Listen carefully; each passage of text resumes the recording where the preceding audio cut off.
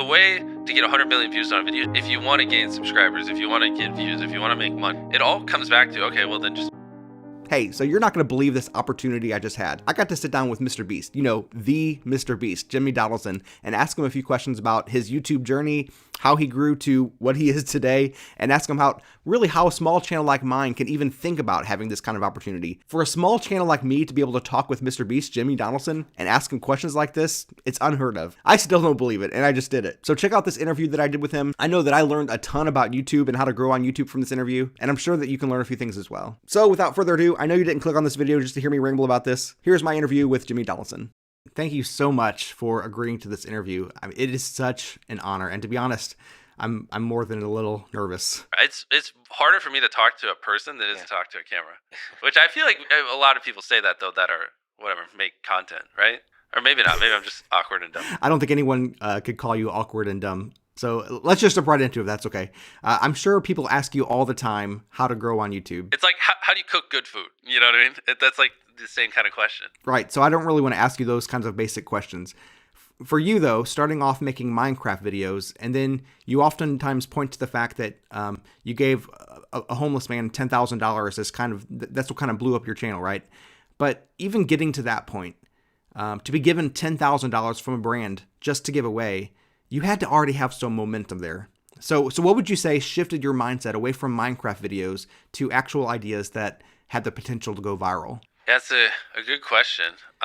So most of my audience right now consists of people who have very small channels. The vast majority have less than 100 subscribers. A few have just over that, and a few have over 1,000 subscribers, but most have just less than 100. So I wonder if you remember back to when you were a super small channel like that, and what advice you'd give to them. One thing you'll find if you want to gain subscribers, if you want to get views, if you want to make money, almost any metric in this video creation space, if you want something, it all comes back to, okay, well then just make great videos. So instead of like focusing on all these arbitrary vanity metrics, I just kind of focus on the one thing that gets me all that, which is make good videos. Sure, but running a channel of your size has got to be different from running a channel of my size, right? But you're saying that the way to grow is still fundamentally the same? I think so. But your channel is just so much bigger. Your role has got to be different, right? I still approve every idea we film, and everything before we film it, all the creative, I approve it. But I don't have to like be in the weeds and nuances and do all this minor stuff. I can just let them handle it. I can just do the more macro things. I see. So regardless of the channel size, the way to get views is basically the same? The way to get 100 million views on a video is you need something original, creative, something people really need to see, ideally never been done before, all these like things. And so you need if you want to consistently go super viral, you need just a constant stream of ideas. And the only way I've really found that I can consistently come up with 100 million view videos is to intake inspiration and then see what my brain outputs. And so that's kind of at its core foundation what I'm doing there. It's just like intaking a lot of random inspiration to see what spawns in my mind so I can output it. And that only comes because I spent 10 years of my life just obsessively studying all that stuff. So give us something super practical if you can, like with titles. Boil it down for us. Some people say that you cram your titles with SEO. Some people say keep them crazy short. The shorter the better. So what would you say? What makes a good title? Ideally, the title represents content that you would want to watch for 20 minutes. So if it's a 20-minute video and the title is I stepped on a bug, it's not going to, because it's all of it combined. The click-through rate is going to be much lower. And then if it was like a 5-second video, people might click it. So you got to, even nuances of the length of the video based against the title will affect whether people want to click it, because sometimes they just don't add up. I mean, it's that, yes, ideally you want it below 50 characters, because above 50 characters on certain devices, you run the chance of it going ... So I took a light pole and I saw how many dollar bills I could stack on top, and they would just go ... because it's too long and it can't finish it. And that's the worst thing, because then people don't even know what they're clicking on. And so it's going to do even worse. Short, simple, ideally, and just so freaking interesting they have to click. And it is a good segue into the content, and it represents the length of the content. So we usually think about thumbnails in terms of CTR, right? But you're saying even just variations of the title can make a huge difference on CTR, right? Yes, the more extreme the opinion, typically the higher the click-through rate. If you can pay it off in the content, then it just supercharges it. So if extreme opinions get more attention, why is your channel mostly just so positive? Like most of your thumbnails show you smiling, Negative clickbait's much easier than positive clickbait. It just is. It's so much easier to get negative clicks, and so a lot of people are just in my opinion, a little bit lazier, and they just take the route like, oh, well, this one gets the same amount of clicks, and it's easier, less effort, right? It's just harder to get 10 million views on a video helping people than it is to get 10 million views on a video tearing down a celebrity. You know what I mean? Or whatever negative video you want to insert there. But not a lot of people do those kinds of videos because they're hard.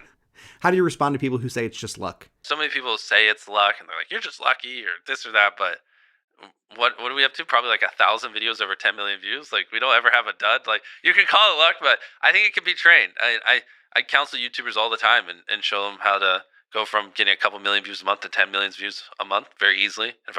Even certain ones, like just one of my friends, like he was just really struggling, and so I just started showing him basically everything I know and just doing like once every week, sometimes once every 2 weeks calls, and he went from $10,000 a month on YouTube to over 400,000 just doing these little counseling calls. And so, I mean, people can make excuses all they want and say it's just luck or say, well, anyways, I don't even want to quote all the other stuff, but it's just, it is a teachable skill. It's a learnable skill. You can study your way to consistently make viral videos, no matter how small your channel is. Even if you have 0 subscribers, you could if you actually studied hard enough. And like, basically, if you knew what I knew and some of these, so I don't sound so arrogant, also like some of these other friends I have that I'd say are the smartest people in the world when it comes to content creation online, if you had the knowledge that was in our heads, you could do it very easily. I see people do it all the time.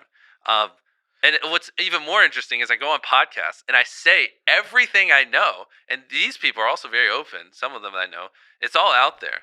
And a lot of people, instead of just studying that and trying to absorb and apply it in their own way, they're just like, no, it's just luck, Listen, I totally get what you're saying, and I agree, but I've also been trying crazy hard for years now, putting in like a ton of time, maybe not as much as you. But anyway, I know that my videos aren't as good as yours, but I feel like they deserve more views than they're getting. I mean, like, think about how many people just make videos, they film them in under 20 minutes and they don't really put any effort into it. And like, it's like my first 500 videos didn't deserve to get 1 million views. Like, there's a reason they didn't. They're terrible, you know what I mean? But at the time I thought they did, right? And I'm in the mindset of a lot of small YouTubers where I thought those videos deserved 1 million views, and I thought the algorithm hated me.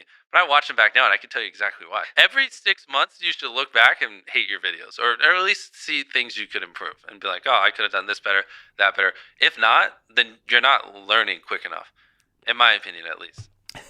So even now, like when you watch your videos now from like 6 months ago, you think that you could have done better on them? I think so. Really? What percentage of your viewers do you think have seen one of my videos before? Are you kidding? Like 100%. I mean, or at least like 99%, right? In my head, I'm like, I wonder what percentage of these people even have any idea what he's talking about. If that's true, it's only because you're like a league far beyond us in terms of planning and strategy. So let me ask you something that a lot of smaller channels struggle with, but you don't seem to struggle with at all. What's your opinion with quality versus quantity? I'm a firm believer that it's much easier to hypothetically get 10 million views on one video than 100,000 on 100. And part of why it's much easier, in my opinion, is like if you make a really good video, it's just so evergreen and it never dies. Because YouTube, when you open up YouTube and look at the videos, they're just serving you whatever they think you'll like the best, And so if you just make a great video and it's constantly just above every other video, even 2 years down the road, then they'll just keep serving it and never stop, which is why it's much easier to make one great video than a bunch of mediocre ones. Okay, yeah. But I've talked with a lot of people who say that they've made super quality videos that just don't get recognized. Isn't there something to be said about simply putting yourself out there on a schedule and putting out a video every week or even twice a week, even if it's not perfect? Your answer is so much better than mine.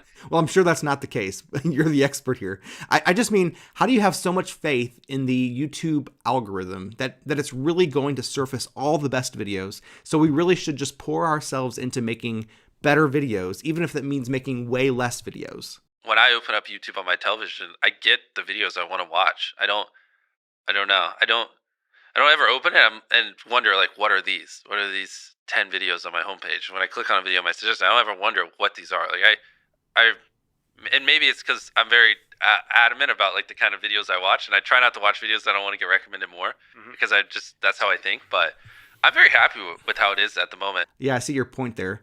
So how do you decide what makes a good video? Is it your story, your thumbnail, your title? It's all of it. You need the overarching narrative, and then you also need the micro where every second, needs to be entertaining. And you basically, What's interesting is the longer people watch something, the more likely they are to keep watching. So you don't have to try as hard in the hypothetically back half of a video as you do in the front.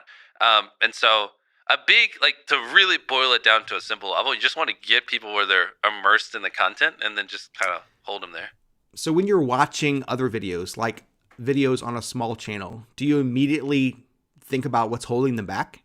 I don't have to think. I can just watch a video and it just screams in my head like this is what should change based on the million videos I've watched and all these viral videos I've consumed. Like, this is blah blah blah, what's optimal and things like that. It's almost like your brain's like a neural net, and like if you consume enough viral videos and enough good content that you just kind of start to like train your brain to like see it and see these patterns that happen in all these viral videos. And so that anytime I watch a video or a movie or anything, I just can't stop thinking about what is optimal. And so it's like it gives me a headache sometimes when I watch something too slow or I don't think is optimal. Obviously my taste isn't the end all be all, but that's something that kind of torments me, if that makes any sense.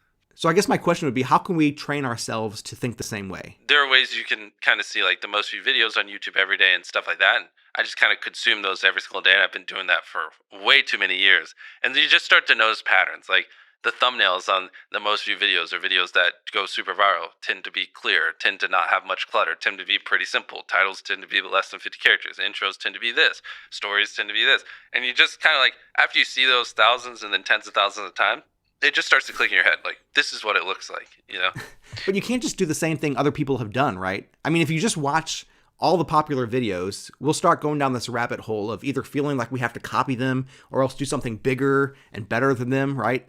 So how do we take what we learn from them and use that to make something that's good yet uniquely ours? The answer is whatever makes the best video. Because the problem is which I have so many friends who are like this. They'll make like checklists for their editors. They'll make, this beat and this beat, and you need to have like a 3-part arc and then this. But the problem is that's how the more constraints you put on the team, the more repetitive and less innovation you get, and the more after 10 videos, people are gonna be like, all right, I've already seen this. So to me, and I'm 24, and I'm probably my mindset will change over the next 10 years. I just haven't been in this industry too long, but the only way to like really make innovative content and keep things fresh is to not put constraints on, or put as little as possible. And so that's why I'm very hesitant on all that stuff, because the more I say, the more they're gonna be like, oh, then that's what we do. And then I'll say one time like, oh, ideally there's a cut every 3 seconds, and then next thing you know, every video there's a cut every 3 seconds or whatever. So it's hard because I try to give as little not training, but as little facts or as possible, and more just make suggestions. Kind of switching topics a little bit, but a lot of big YouTubers have been retiring from YouTube lately, or have moved on from YouTube to do other things, and yet you've continued to post. And even, it seems like have picked up the pace at which you post huge videos lately. So when do you think that you'll get burnt out and want to pursue something else? I don't see any reason why I'd ever get burnt out or quit. So okay, but if you couldn't do YouTube anymore, or if you couldn't be a content creator anymore and you were forced to do something else, what would you do? Probably doing something dumb like going to space when I'm older, like trying to go to Mars or something like that. Yeah, I could see myself like, after 1 million people go to Mars or something like that, I'd probably be like, you know what, let's go. And something like that maybe. All right. Okay, so if I could ask, what's your next video going to be about? Who knows, honestly. You know. I can't spoil it. Fair enough. I had to try. But at least tell us how many views that video is going to get. Well, obviously, it'd probably have billions of views. Yep, that's exactly right. Well, like I said, thank you so much for agreeing to talk with me. I try to give small channels like yours a little bit of exposure, give back to the community and all. Honestly, I was just kind of excited to hang out with you. It was like kind of fun. And also you just say really wise stuff constantly. That's hilarious. Seriously though, thanks for sharing your insights into all these things. And I don't know why I'm still pretending to talk with you, because I think we all know by this point that I'm just editing this conversation with MrBeast that he had with somebody else. Hey, so you remember when I said at the beginning of the video, so you're not going to believe this opportunity I just had? So yeah, I really meant that. I don't even believe it because it didn't happen. Hey, I'm just being honest. I'm laying my cards on the table. I didn't really interview Jimmy Donaldson, but I think this is exactly the kind of thing that he would want me to do. To grow on YouTube nowadays, you gotta make a banger video. You gotta try new things. You gotta expand your horizons. You gotta pull out all the stops. You gotta get the big names. And if you can't really get the big names just yet, you gotta do something that gets people's attention. So that's what I did, and I think Jimmy would approve. Of course, MrBeast said all of these things, just not in an interview with me. So it's super good advice, and I hope you got something out of it. Implement this stuff, and I know that you can succeed on YouTube, because if I can do it, you can do it too. I'm just an average guy.